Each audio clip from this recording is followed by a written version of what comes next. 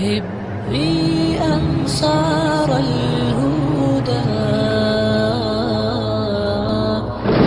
عبي ركب الفدا. السلام علیکم ورحمۃ اللہ وبرکاتہ۔ آج کی اچھی بات، صحت کے لیے 6 بہترین معالج۔ نمبر 1، طلوع آفتاب کے وقت سورج کی کرنیں لینا۔ نمبر 2، صاف ستھرا پانی پینا۔ نمبر 3، آلودگی سے پاک تازہ ہوا لینا۔ نمبر 4، متوازن غذا کھانا۔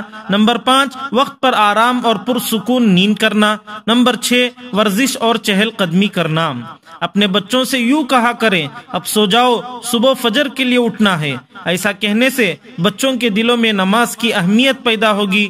بچوں سے یوں نہ کہیں، جلدی سو جاؤ، صبح اسکول جانا ہے۔ ایسا کہنے سے بچوں کے دلوں میں اسکول کی اہمیت تو پیدا ہوگی، نماز کی نہیں۔ جب تلاوت قرآن میں سستی ہونے لگے تو یاد رکھیں، قرآن کریم کے حروف کی تعداد 3,23,071 ہے۔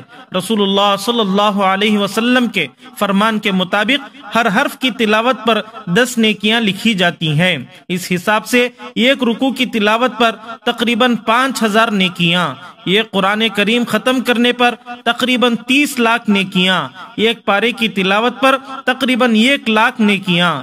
درجہ بالا نیکیاں تو کم سے کم اور ہمارے حساب کے مطابق ہیں، ورنہ واللہ یضاعف لمن یشاء، اللہ جس کے لیے چاہتا ہے ثواب میں کئی گنا اضافہ فرما دیتا ہے۔ خالد بن ولید رضی اللہ عنہ کا پیغام، موت لکھی نہ ہو تو موت خود زندگی کی حفاظت کرتی ہے، جب موت مقدر ہو تو زندگی دوڑتی ہوئی موت سے لپٹ جاتی ہے۔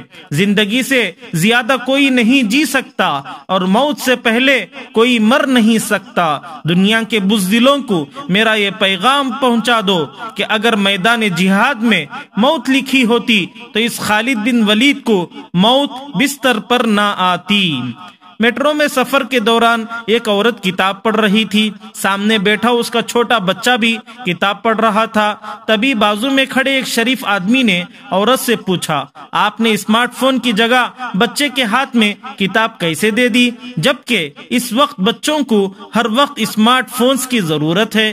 اس خاتون کے جواب کو سننے کے بعد میں سوچ میں پڑ گیا۔ اس ماں نے کہا، بچے ہماری کہاں سنتے ہیں، وہ تو بس ہماری نقل کرتے ہیں۔ یہ ہے زندگی، اتنا سفر کر کے پھر وہیں پہنچ گئے۔ عزت کے موتی پر ذرا بھی میل آ جائے تو سینکڑوں دریا بھی اسے دھو نہیں سکتے۔ شیخ سعدی رحمت اللہ علیہ اور ان کا بیٹا تہجد پڑھ رہے تھے۔ دعا کے بعد بیٹا بولا، بابا جان سب سو رہے ہیں اور ہم عبادت کر رہے ہیں۔ شیخ سعدی رحمت اللہ علیہ نے اپنے بیٹے کو جواب میں کتنی خوبصورت بات کہی، بیٹے اگر دوسروں کے عیبوں پر نظر رکھنی تھی تو بہتر تھا کہ تو بھی سویا رہتا تو کتنا اچھا تھا۔